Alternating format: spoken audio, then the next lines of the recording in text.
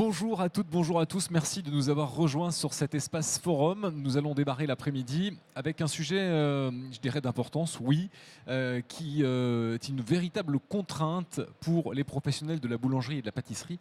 Il s'agit des allergies, des allergènes, et on va notamment s'intéresser au gluten et aux produits sans gluten, hein, qui sont, on va dire, de plus en plus tendance. Et là, je sais que je vais certainement hérisser quelques poils, mais c'est volontaire. On va donc discuter de ces produits durant les 30 prochaines minutes avec trois intervenants qui connaissent bien ce domaine.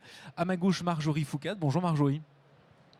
Bonjour. Vous êtes la fondatrice de Foucade Paris, que vous définissez comme une maison de gourmandise. Voilà. C'est ça, Douceur exactement. et pâtisserie santé, on peut dire ça? On peut dire ça. Bon, on va en reparler tout à l'heure. À côté de vous, Bruno Pierre, PDG de ABCD Nutrition, société spécialisée dans les produits sans gluten. Bonjour, absolument. Bonjour. Et à vos côtés également, Colette Larrey, ingénieure de recherche à l'INRA, et vous êtes basée à Nantes. Oui, bonjour. Merci d'avoir accepté notre invitation. Colette, je vais commencer par vous. J'aimerais, par votre regard de scientifique, que vous nous définissiez ce qu'est le gluten finalement et quel est son rôle, si tant est que certains ne le sachent pas encore. Alors, son rôle, le gluten en soi vient de la graine de blé. En fait, dans la graine de blé, il n'y a pas du gluten, il y a des protéines qui sont stockées dans le grain de blé pour pouvoir ensuite servir à la germination. Quand on extrait la farine, de cette farine, on va rajouter de l'eau et là, on va former le gluten qui va être formé par l'ensemble des protéines de réserve de cette graine. Et ces protéines de réserve vont constituer donc ce réseau de gluten qui a des propriétés de viscoélasticité qui sont assez uniques puisque c'est uniquement avec le blé et grâce à ce gluten qu'on va pouvoir finalement fabriquer une pâte qui va gonfler et une pâte dont on va pouvoir faire du pain. Est-ce que ces protéines, si on en revient donc à cette base, présentes dans le blé, ont évolué dans le temps? Alors je dirais non. Ces protéines sont présentes dans le blé depuis que l'on connaît le blé, puis que le blé existe probablement. Et depuis la domestication du blé, finalement, on consomme ces protéines. Elles ont pu, à la marge, varier, puisqu'on a fait un peu de sélection, mais la sélection qui a été faite n'a pas vraiment été faite sur les protéines du gluten. Enfin, dire les protéines du gluten, en fait, ce sont des protéines de la graine. Le gluten, c'est après extraction de la graine. Voilà. Je vous pose la question parce qu'auparavant, on ne parlait pas de gluten. Beaucoup n'en connaissaient même pas l'existence. Oui. Et aujourd'hui, c'est devenu le mot qui revient sans cesse dans les conversations de professionnels, boulangers, pâtissiers. Comment est-ce qu'on l'explique? Bien sûr, je pense que le gluten a commencé à être vraiment regardé, bon, d'une part pour toutes ses propriétés en termes de processing sur la boulangerie, la pâtisserie, mais surtout on a découvert une maladie qui s'appelle la maladie cœliaque. Et cette maladie cœliaque correspond vraiment à des personnes qui ne peuvent pas manger de gluten. Ce sont les prolamines du gluten qui rendent ces gens malades. Donc ces personnes, en gros, il y a à peu près, peut-être, on va dire, 1% de la population qui est touchée par cette maladie et qui doivent vraiment suivre un régime strict sans gluten. Ensuite, on a mis en évidence des gens qui faisaient ce qu'on appelle une allergie au blé. Donc l'allergie au blé, c'est un peu différent, c'est-à-dire que ce n'est pas une allergie au gluten, c'est une allergie à la farine de blé, d'accord ? Donc des gens qui consomment tous les produits à base de blé peuvent avoir cette allergie. Là encore, on va trouver plutôt entre 0,5 et 1% des personnes qui vont, alors selon si on considère des enfants ou des adultes, qui vont être allergiques. Ces personnes ne peuvent consommer absolument absolument pas de blé en fait. Farine de blé, je ne parle pas là de gluten, le gluten étant dans la farine. Voilà. Et ensuite, plus récemment, il y a ce qu'on appelle une hypersensibilité au gluten non cœliaque qui semblerait se développer, mais qui est beaucoup plus difficile à diagnostiquer. Et là, d'un point de vue scientifique, moi, je n'ai pas vraiment d'éléments puisqu'on ne sait pas la diagnostiquer clairement. On n'a pas de biomarqueurs. C'est des gens qui sont mal ou qui supportent mal de manger du blé ou du gluten. Ça, je ne sais pas. Donc, si on veut résumer, clairement, il existe une intolérance au gluten et une allergie au blé, mais en aucun cas d'allergie au gluten. Non, non, a priori non.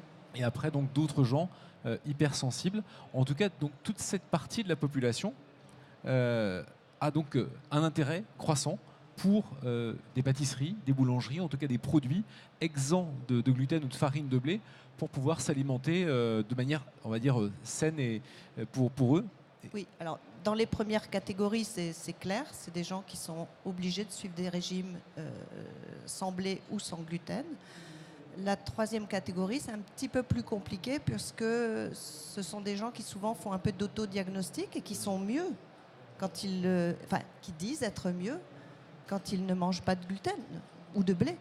Maintenant, bon, moi je sais que les gastro-entérologues, on prend en considération ces gens maintenant, puisque ce n'est pas, on va pas dire que c'est une maladie imaginaire, ce sont des gens qui sont vraiment pas bien. Maintenant, le plus difficile, c'est le vrai diagnostic, c'est-à-dire qu'il arrive aussi que un régime sans gluten pour ces gens-là ne soit pas suffisant pour régler leurs problèmes intestinaux, gastro-intestinaux, comme c'est souvent le cas. Est-ce que pour en finir sur ce point de diagnostic, il est quand même intéressant pour les gens, on va dire, hypersensibles, de se faire diagnostiquer réellement pour s'assurer d'avoir voilà, simplement une hypersensibilité ou une intolérance, parce qu'il y a vraiment une différence majeure qu'il est important de savoir pour ces gens-là, de manière à s'alimenter en conséquence. Je continue un tout petit peu, mais il y a peut-être, je dis bien peut-être, je ne le sais pas, c'est vous qui allez me répondre, un risque à tout d'un coup se mettre au régime sans gluten sans finalement en avoir besoin. Alors ça c'est un peu plus compliqué. Alors ce que je voudrais dire par rapport au début de votre question, c'est qu'il est clair qu'il vaut mieux être diagnostiqué, faire un diagnostic, savoir si au moins on est vraiment allergique au blé, si on est malade cœliaque, parce qu'il faut savoir que chez les malades cœliaques, la maladie peut se déclencher tout au cours de la vie. Et il y a un certain nombre de personnes qui peuvent aussi avoir ce qu'on appelle la maladie cœliaque silencieuse, c'est-à-dire qu'ils n'ont pas de très très gros symptômes, ils ont simplement des troubles en fait, qui peuvent être difficiles à supporter et qui peuvent lui compliquer la vie. Donc finalement, ces personnes, il est souhaitable qu'elles soient diagnostiquées, et le plus facile pour les médecins ou pour les cliniciens, c'est quand même de diagnostiquer ces personnes avant qu'elles ne s'auto-prescrivent un régime. Parce que avoir un régime sans gluten, par exemple si on est allergique, ça veut dire qu'on va réduire les biomarqueurs qui vont permettre de détecter l'allergie, mais ça ne va pas empêcher la maladie. Et de la même façon pour le gluten, pour les cœliaques, ça va réduire les symptômes, ça ne va pas guérir. Donc le plus simple est de se faire diagnostiquer, de mon point de vue. Et ensuite d'aborder sa maladie avec un gastro-entérologue, avec un nutritionniste, avec des gens qui sont compétents dans le domaine. Bruno Pierre, vous êtes, on va dire, spécialiste de ces produits sans gluten depuis une vingtaine d'années. Vous aviez monté une première société qui s'appelle Valpiform, et aujourd'hui vous êtes PDG et donc créateur de ABCD Nutrition. Vous êtes le deuxième acteur sur le marché. Vous sentez, vous, plus les années passent, une croissance une demande croissante par rapport à tous ces produits-là? Alors une demande croissante, il y a toujours eu une demande croissante, puisque depuis l'origine de ma création, chaque année, on est entre 20 et 25% d'évolution. Donc cette croissance, elle est continue. Ce qui a changé, il y a plusieurs choses qui ont changé les dernières années. D'abord, on a beaucoup communiqué vous l'avez dit tout à l'heure, sur le gluten et le sans gluten. Donc fatalement, il y a eu des communications favorables au sans gluten, des communications défavorables au sans gluten, puisqu'on est dans un monde de communication. Le deuxième élément, pour rebondir sur ce que vous disiez tout à l'heure, c'est que même si génétiquement ça n'a pas changé, on consomme de plus en plus de gluten depuis 20-30 ans, puisqu'il y a le gluten endogène qui est dans le blé, mais il y a aussi le gluten exogène issu des amidoniers qui derrière vient enrichir la plupart des produits. Et en 20 ans, des produits qui étaient naturellement sans gluten dans le domaine de la viande, dans le domaine des sauces, des plats cuisinés, ne le sont plus. Et c'est tout ça qui a beaucoup changé. Ce qui fait que cette croissance, elle est continue, et effectivement avec des phénomènes aujourd'hui nouveaux de sensibilité, où des consommateurs qui arrêtent de consommer du gluten se sentent naturellement mieux, parce que je vous dis, le gluten est partout. Colette Larrey, vous êtes d'accord avec ça? Alors, Sur le gluten exogène. le gluten Je vous ai vu un exogène, peu tiquer oui, sur le... Non, c'est vrai qu'on introduit du gluten dans beaucoup de produits maintenant. Il faut aussi faire un petit peu attention. J'ai vu récemment de l'eau notée sans gluten. Donc, bon, ok, il y a quand même un petit peu de marketing, me semble-t-il. Et par ailleurs, ce que je voulais dire, vous avez dit qu'on consommait plus de gluten. Je pense qu'on consommait beaucoup plus de gluten en début de siècle. Puisque les Français, en tout cas, consommaient au moins 3 ou 4 fois plus de pain qu'à l'heure actuelle, mais peut-être même 5 fois plus de pain par jour. Et donc, à l'heure actuelle, je pense qu'on doit consommer par an dans les 40-50 kilos de pain par personne par an, plus, on va dire, 20 kilos de biscuiterie, enfin, autres produits qui contiennent du gluten, alors qu'en début de siècle, on consommait au moins 100 kilos de pain. Par personne par an, j'entends. Donc, on ne consomme pas plus de gluten, on consomme peut-être des formes différentes. Et on peut estimer que c'est peut-être ce biais-là qui a fait que les gens deviennent de plus en plus sensibles à ça? Je ne sais pas répondre. Pour l'instant, alors, il y a des études qui sont mises en place pour essayer d'avoir ces réponses-là, ou pour l'instant, non? Oui, il y a quelques études qui sont mises en place et on essaie de comprendre finalement pourquoi un certain nombre de personnes ont du mal à supporter de consommer du gluten. Maintenant, jusqu'à présent, on n'a pas eu d'études réellement qui ont donné réellement des résultats scientifiques probants. C'est-à-dire qu'il y a eu une étude qui était intéressante, portant sur 900 personnes, qui a montré que la seule étude en double aveugle conduite a montré que 37% effectivement de personnes supportaient mal un régime avec gluten, donc était mieux sans gluten. Simplement, une réintroduction en double aveugle a montré que seulement 7% des personnes ont retrouvé ces symptômes. Donc, c'est un petit peu compliqué. Donc, on n'a pas de réelle réponse scientifique à ce problème. On sait simplement qu'il y a des gens qui souffrent de ça. Donc on aura peut-être les réponses un peu plus tard si les études tentent à prouver qu'il y a une conséquence ou des réactions. Voilà. Marjorie Foucault ne vous a pas encore entendu. Vous avez donc, je le disais tout à l'heure, créé une pâtisserie qui s'appelle Foucault Paris, que vous avez décrit tout à l'heure auprès de nous comme une maison de gourmandise.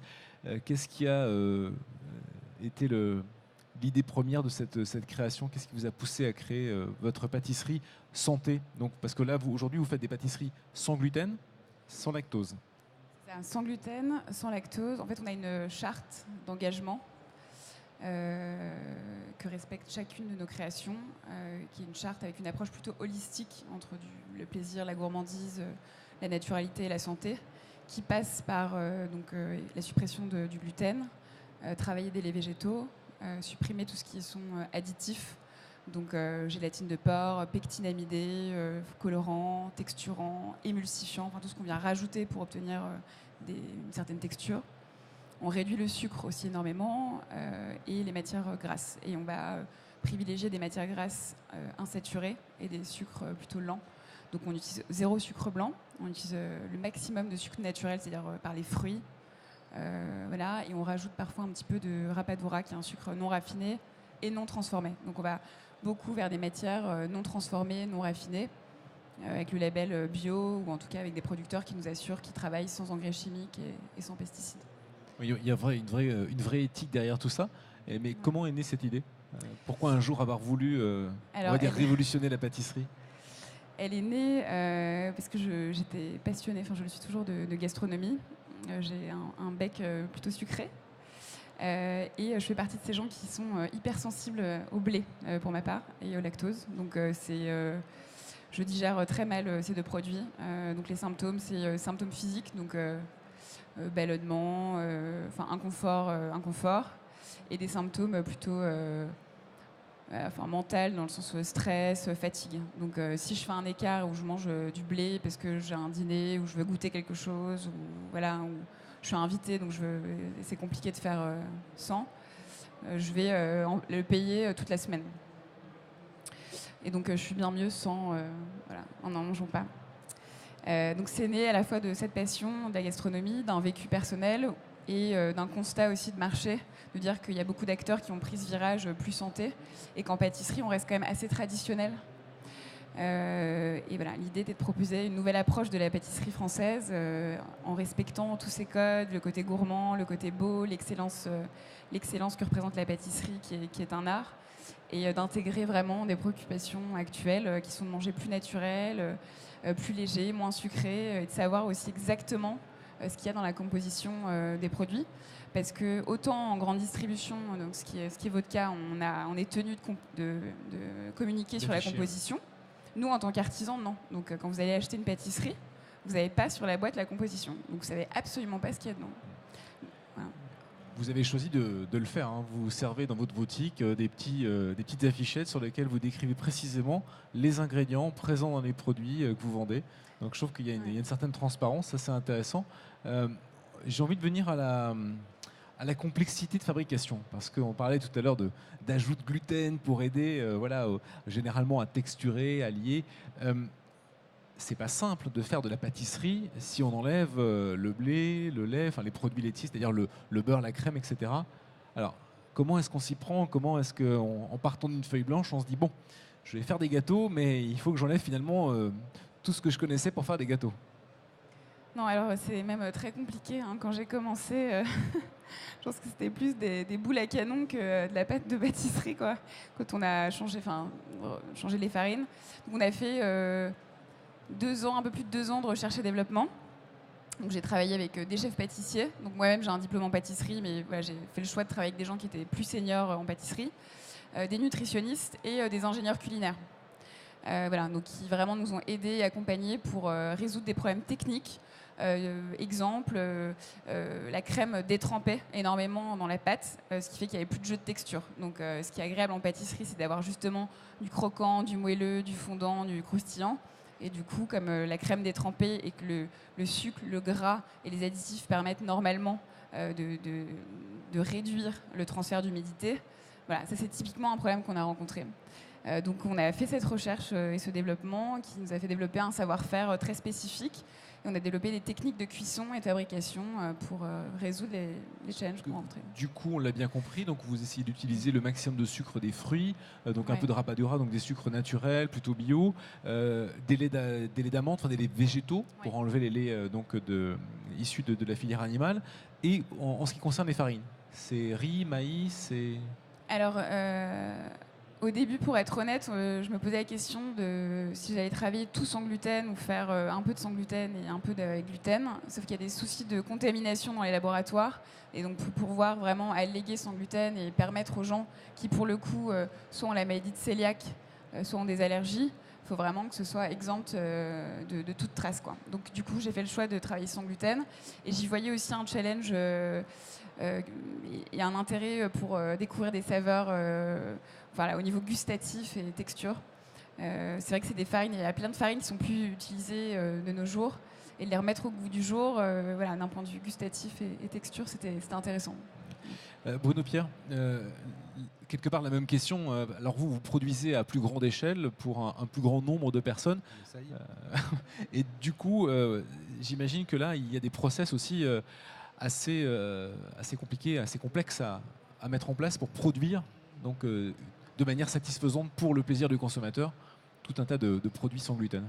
Oui, complètement, sans compter qu'on est un peu sur les mêmes codes, puisqu'on est à une échelle plus industrielle, puisqu'on est aussi sans lactose, on a beaucoup de produits tournés sur le bio, pas de produits raffinés au maximum, avec une difficulté, c'est d'industrialiser, avec ce que ça comporte en termes de coûts par rapport à une alimentation conventionnelle, avec des outils qui aujourd'hui sont très artisanaux en France et qu'il faut petit à petit amener vers des schémas à plus grande échelle pour améliorer la qualité standard, hein, et puis pour, bien sûr, demain améliorer le prix, qui est un passage obligé pour que cette alimentation, pour tous ceux qui le souhaitent et qui ont effectivement une sensibilité, soit aussi plus accessible.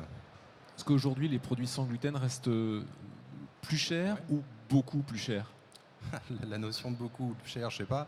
En tout cas, les études récentes ont montré qu'il y a 2 ans, l'étude la plus sérieuse montrait que le panier moyen était quasiment 2 fois le panier d'une alimentation conventionnelle.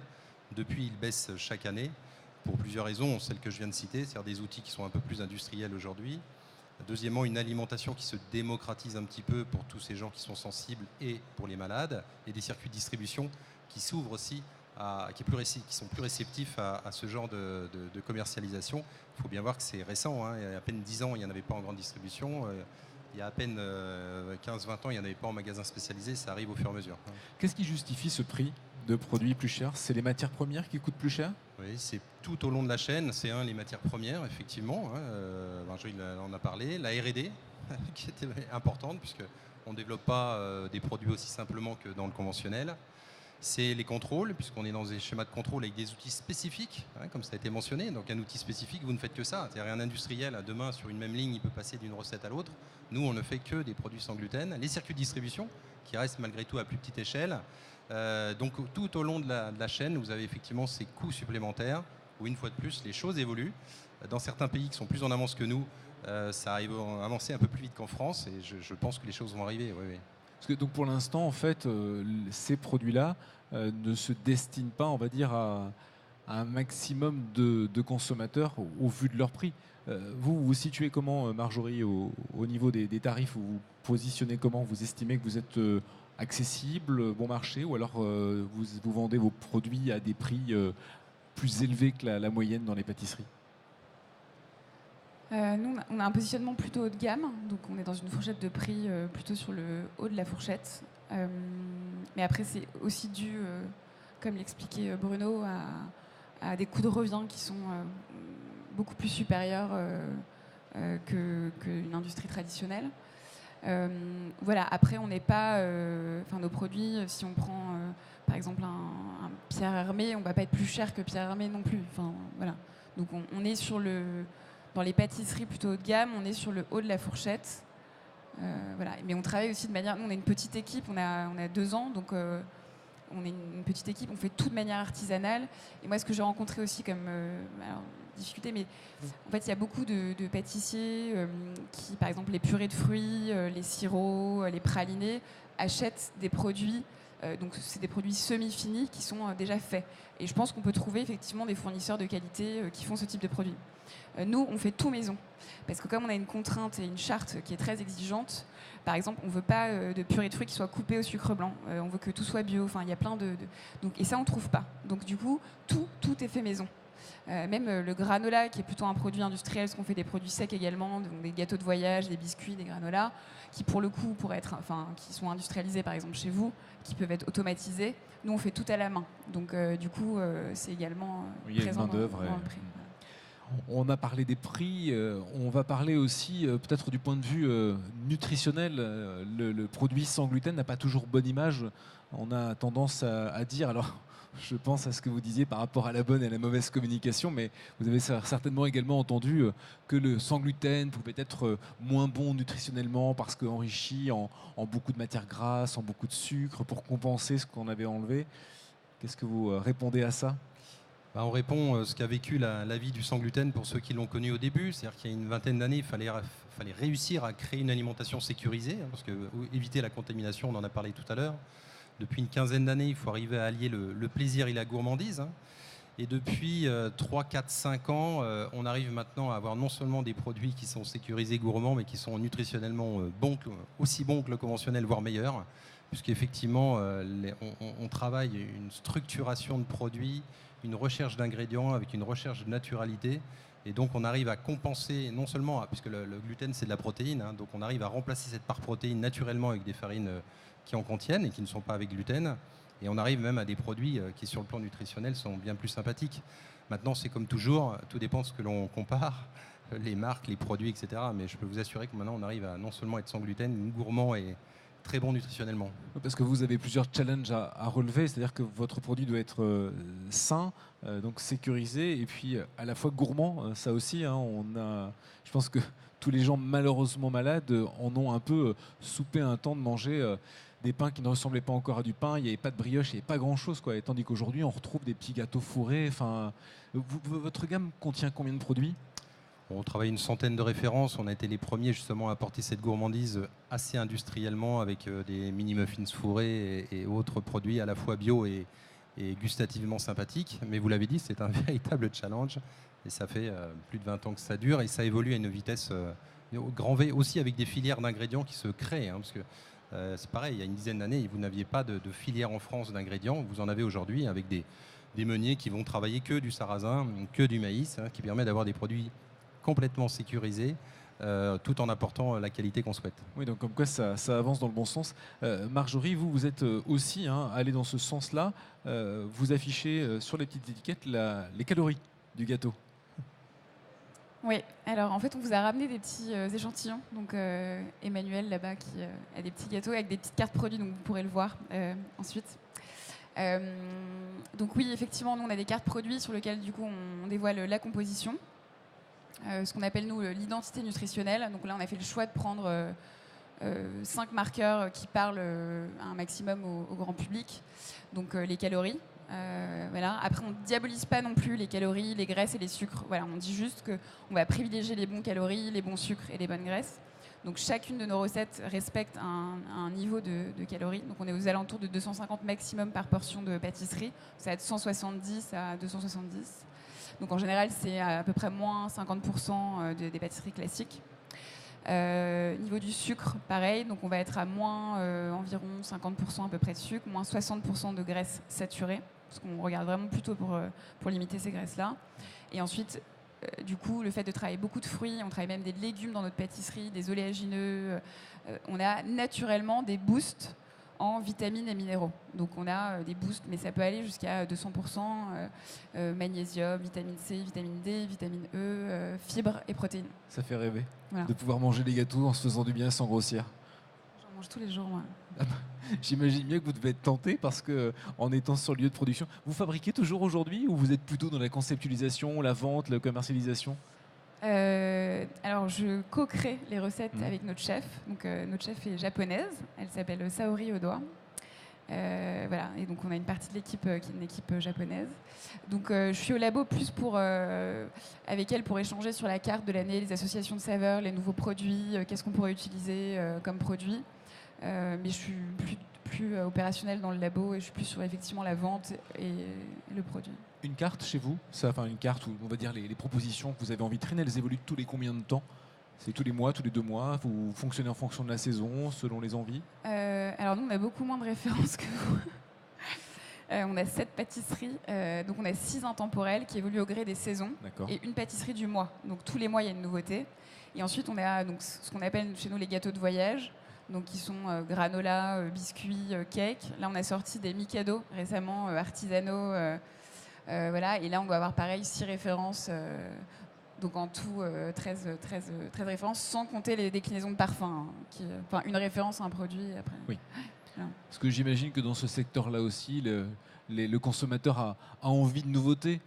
Donc il faut sans cesse réfléchir à proposer quelque chose de différent. Vous avez une cellule R&D qui est active, à qui vous demandez de produire. Absolument. Donc déjà, l'ADN de l'entreprise est autour de la R&D. Et on a aujourd'hui 4 personnes qui ne font que de la recherche-développement, que ce soit ingrédients, nouvelles formulations, nouveaux produits, nouveaux concepts produits. Ah oui, c'est stratégique. Ouais. Comment est-ce qu'on voit l'évolution de tout ça ? Est-ce que les gens... Alors, on a bien entendu qu'il n'y a pas la réponse encore, mais on pense que la sensibilité va s'accroître, qu'on va avoir de plus de gens qui vont, par bien-être, par vraie sensibilité, par vraie allergie, se tourner vers ces produits-là, qu'il va falloir encore en faire de plus en plus.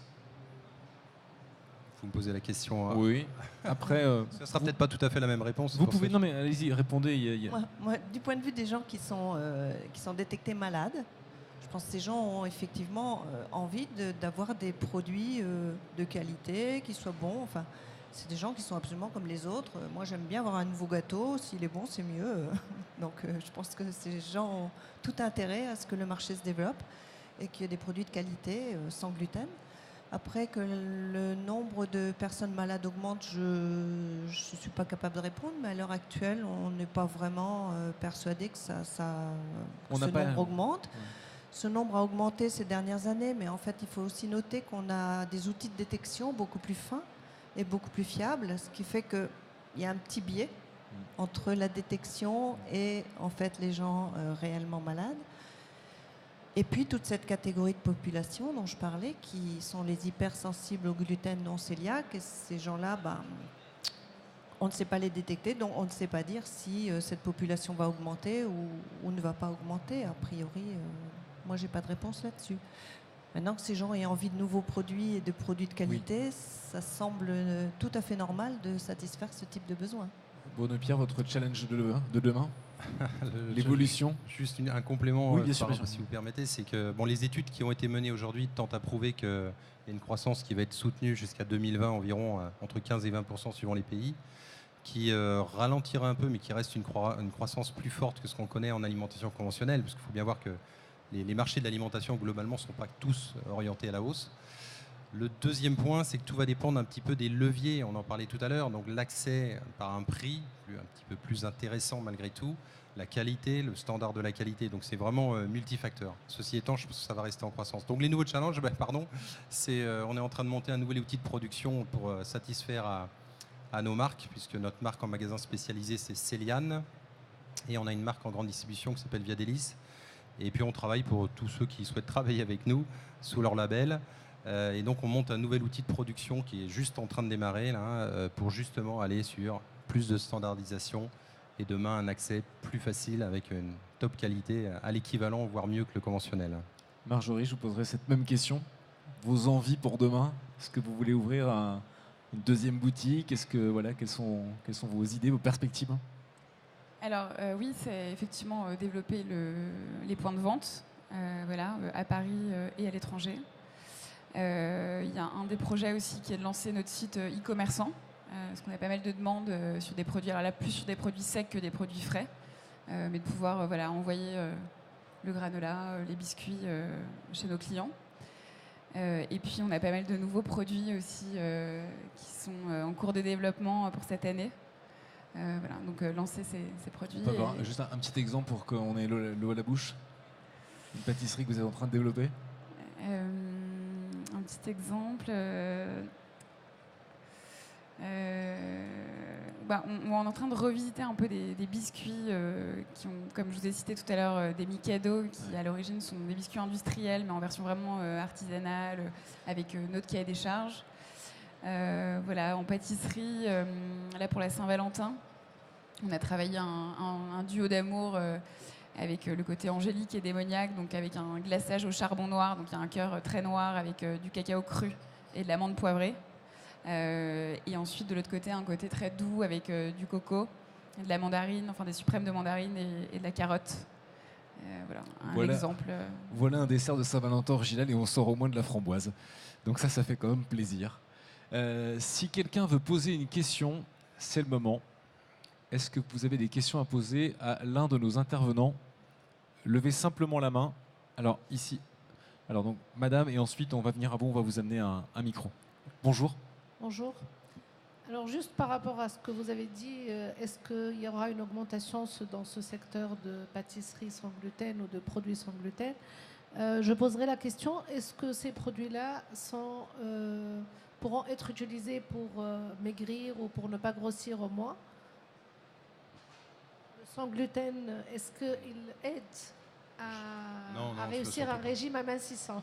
Non, surtout pas. Et c'est malheureusement le drame un peu parfois d'une communication qui n'est pas bien orientée ou pas suffisamment, professionnelle. Il y a eu ce genre de communication. C'est absolument pas ça. C'est équilibré de la même façon. Après, nous faisons des produits qui sont sans gluten réduits en sucre, comme Marjorie. Mais c'est un autre élément. Sur un produit équivalent, c'est pareil. Oui, parce que réduit en sucre, réduit en farine, réduit en matière grasse, je pense que c'est ce qu'il faut pour ne pas grossir, quoi. Oui. Est-ce que vos produits, madame... Je suis d'accord avec Marjorie et Bruno, mais je voudrais quand même dire qu'un certain nombre de produits sans gluten ne sont pas moins riches en sucre, ni moins riches en matière grasse. Ça dépend vraiment de la marque des produits, et que certains produits sont plutôt enrichis en matière grasse, par exemple, pour gagner la texture souhaitée. Donc de toute façon, ce ne sont pas des produits destinés, de mon point de vue, à un régime amaigrissant. Je suis d'accord avec le fait que les médias ont vulgarisé le côté diététique et sans gluten. Et oui, pour répondre à votre question, madame, nous, on a des produits qui sont aussi donc moins sucrés, moins gras, donc forcément, effectivement, plus en faveur si vous êtes dans une optique de maigrir. Sinon, vous coupez le gâteau en deux. C'est toujours ça de gagner. Alors, une question, je vous écoute. Bonjour. Bonjour, merci pour votre intervention. Moi, j'avais une question qui était plus en rapport avec l'allergie au blé. Est-ce que ça veut dire que ces gens peuvent quand même manger des farines panifiables comme le seigle et l'épeautre qui se permettent de faire quand même des pains levés sans blé? Dans le cas des allergiques, non. Dans le cas des cœliaques, non. L'épeautre étant quand même, je voudrais préciser, un blé. D'accord. Donc, pas de seigle, pas de blé, pas d'épeautre, pas de blé corrosant, pas d'orge, éventuellement un peu d'avoine. Certains cœliaques supportent l'avoine, pas tous. Voilà. Et pour l'allergie, c'est la même chose. Allergie au blé. Merci. Merci pour votre question. Alors, une autre question. Alors, Michel Suas. Vous avez dit avant les gens consommaient plus de pain que maintenant. Pensez-vous que le problème d'allergie est plus dû à la fabrication, à la panification qui manque d'eau et qui manque de fermentation par rapport à dans le temps et qui a accéléré, augmenté les inconvénients de digestion parce que le pain c'était avant fermenté plus longtemps et aussi avait plus d'eau.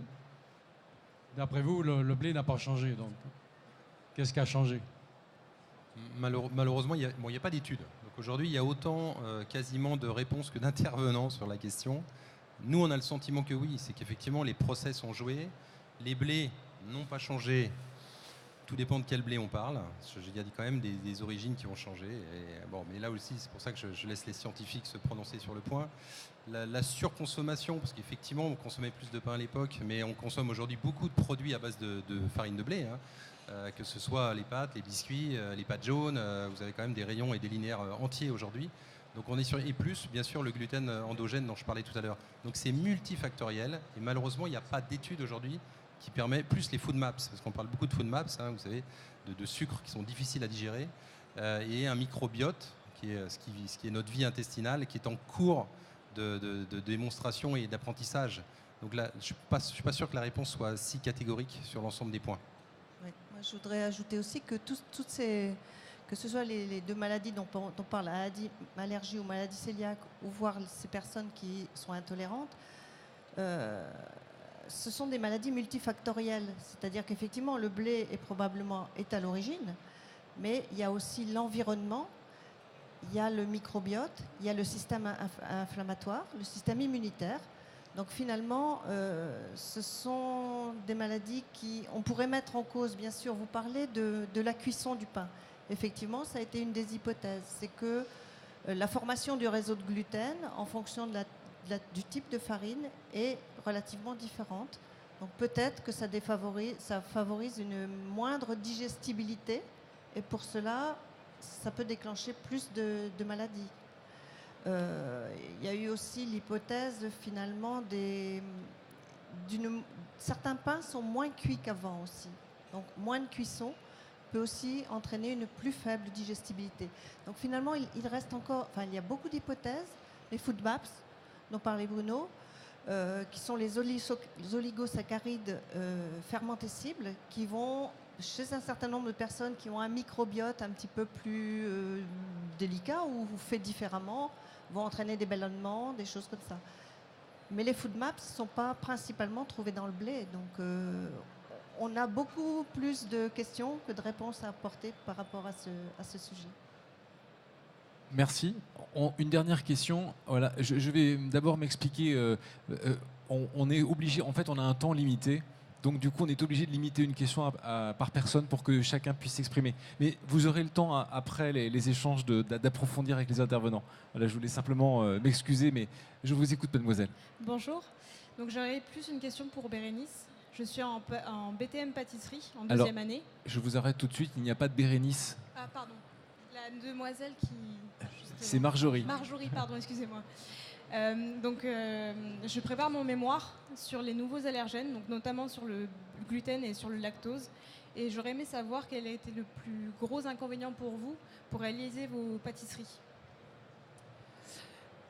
Le plus gros inconvénient, enfin le plus gros challenge technique, c'est du fait qu'on a une charte qui ne porte pas uniquement sur le gluten, en fait.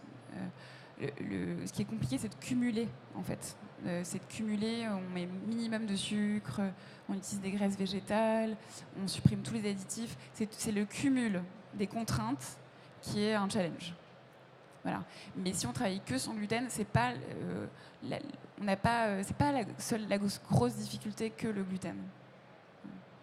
Je pense que ça vaut le coup que vous vous rencontriez après coup pour approfondir les études que vous êtes en train de faire. Oui.